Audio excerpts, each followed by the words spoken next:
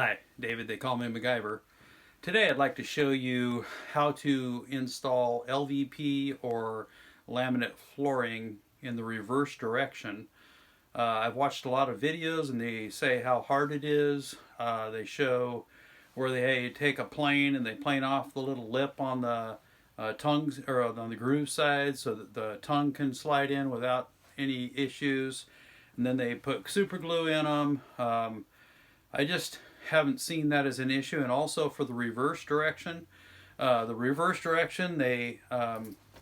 seen people where they actually take these cool steam iron things for carpet and they cut off the whole tongues and they put glue in there and they put cool seam tape down, and then they use this steamer and they put them together and put weight on them and all kinds of stuff so they can switch the direction that they're laying their laminate and LVP in. I just haven't found that to be a real big issue, and I'm going to show you how to actually lay it down in reverse. And it just, to me, it's as easy as laying it forward. So hang tight and we'll get started. So one of the keys to a good insulation is, even if you're going under the tongue with the groove, that's the groove side, the key to it is having a good sliding tapping block. You can use other things, but this just seems to be about the easiest. And you just tap it and it will actually level out. And I'll show you again here. I'll grab another piece.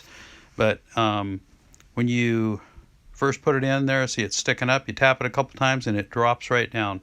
And that'll get you set up. So here we're going to do an install of a tongue on the right and the groove on the left. And this is a reverse install, so the tongue's going under the groove, or the groove is going under the tongue.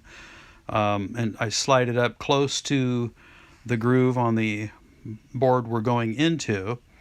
You don't want to get it too far up, because you drive it down, you'll snap off the little tongue up against the edge. Now you see that little space there?